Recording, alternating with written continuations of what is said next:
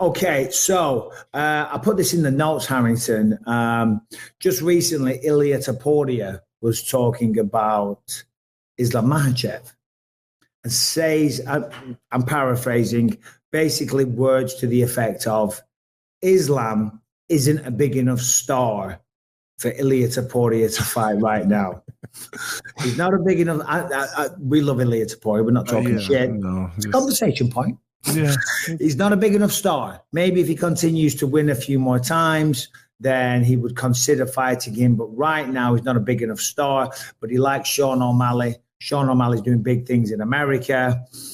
What are your thoughts on that statement? Man, I heard Max Holloway talking about Ilia Topuria on I think Joe's podcast, and I kind of agreed with him. Like, I understand Topuria and his mindset and where he's at mentally. Like, he thinks he's a big thinker. He's doing big things. But I feel like, I don't know, you gotta keep winning. You gotta keep winning. Like, to say that Islam isn't a big enough star is crazy. It's absolutely insane for him to speak something like that. I don't think that Sean O'Malley's a larger star than Islam. Maybe he's more popular in America, but across the world, across the globe, if I was a champion and I had a belt that had pay-per-view points attached to it, and my decision was Islam Makhachev or Sean O'Malley, financially, I'm going to pick Islam every single time. And that's just, I think that's just facts. I don't think that's really disputed widely. No, it's not. Islam Makhachev is, well, it sounds stupid to say, he's the next coming of Khabib. You know, he is a man that represents himself so well in the sport. He really does. I love his kind of, much like Khabib, cuts to the core, no bullshit. You know, he has his little bit of sense of humor and his own unique style. You know what I mean? He's funnier than Khabib for sure. Khabib used to have some funny lines as well, man. He did back in the day. He's so condescending. Yeah, it's great. But it's funny. Like, he's doing it to be funny. Like I love Dustin Poirier, but like, listen to him talk about the guillotine. He was like, he's got a pretty good guillotine. And you're like, really good guillotine. he's just funny like you're full of shit. You're lying. You're being an asshole. But yeah. I mean, I get it. Topuria's he's in his mind. He's building something big, and listen, he's super popular and a big enough draw on his own. He's got a win over Volkanovski. That's a big deal. But if someone needs to win more fights to become a bigger star, I think it's him versus Islam. So we're now in May, you know, getting towards the end of May now, mid-May, whatever day it is. Yeah, getting towards the end of May, almost June. Mm-hmm. Topuria won the belt in February. Holloway just won. I mean, we've talked about this before. I think Holloway now jumps the line in terms of, you know, the matchup that people want to see with respect to Volk. My question is, what is the holdup in this fight or Topuria's next fight being announced? It sounds like it's Topuria. At least I've never known Max Holloway to be a bullshitter, but it sounds like Topuria is the one that hasn't been accepting fights. Yeah. I mean, I don't think Topuria is the type of guy, hold that thought, Hamilton. No, jump back on. I don't think Topuria is the type of guy that's going to be ducking people. I really believe in his skills and his ability as a champion. And I do believe we have a potential generational great on our hands with Topuria. So I don't think he's ducking necessarily. No, I don't think he's afraid of anybody. I think he'll decide who he wants to fight. He's being a smart businessman. And even saying these disparaging things about Islam, again, it's smart. He's building his case and his stardom. Herringbone, welcome to the show. Thank you for having me. So he did tweet out that he has a date for the UFC's debut in Spain. He's already been given that date. So it could just be a thing where they're waiting to finalize all the contracts on that before they can announce it. But seemingly his next fight is set, at least on his side. No, I did see that. Nice. I did see that, but I hope I get to work that one. I hope I will be working that one. Yeah. Well, I'm making sure. Europe, Middle East, North African, MENA. I do those shows.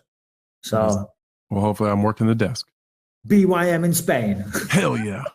I'll tell you what, though, there was some kind of science involved, or gravitational forces, or meeting of electrons and protons and molecules in New York City over the weekend, because Merab was involved in what appears to be a 9-car pileup. Harrington, shed some light on said story, please. I mean, I wish I had any more details for you other than he was in a crash where the airbags deployed. I know it was part of like a 5-city tour he was doing, just doing media in different places. And this was an Uber, between point A and point B. You can see like the driver's cell phone fell into the back seat there. Like I said, airbags deployed, kind of a mess. Yeah. Oh, wow. Yeah, that's not great. He was probably recording a skit to mock Sean O'Malley. Of course it was.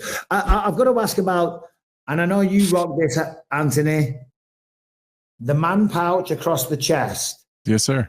This is a go-to of yours. It is. Feel like, I mean, I never embraced it. Is that a little, are we not past that phase in humanity right now? Is that where you keep your squirt gun?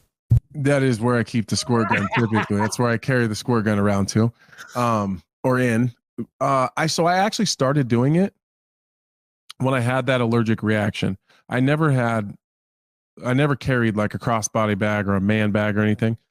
But when I had that allergic reaction and almost died, then I had to start carrying EpiPens with me everywhere. Well, they're like kind of a chunky thing where like they're kind of big. Like you can't just put them in your pocket. So my wife was like, well, why don't you just get one of these crossbody bags? I'm like, no, that's lame. I'm not doing that. And she was like, well, we go to like Louis Vuitton and we'll get you like a cool one.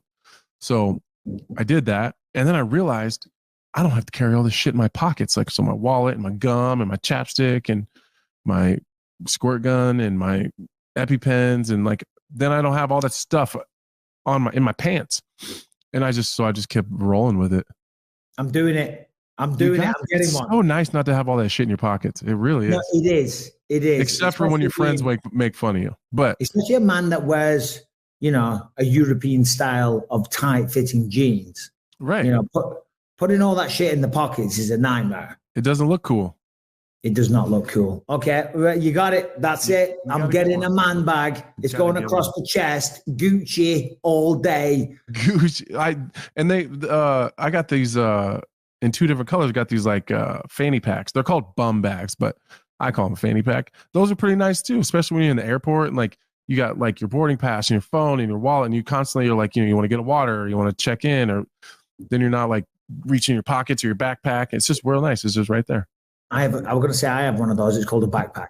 Anyway, some big news here today, and I will not be rocking Gucci. I got bad shoulders too. Don't you have bad shoulders? Isn't it a pain in the ass to take your backpack on and off all day in the airport?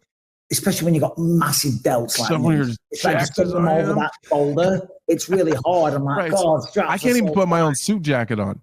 I can't. So like the makeup ladies are always putting it on for me because I can't do it. And I'm like, I can't get my hands. Like I'm so unflexible in my shoulders and my neck that I can't turn and do it. Can you put the shirt collar down when you're putting the tie on? No chance. No chance. I can't reach it.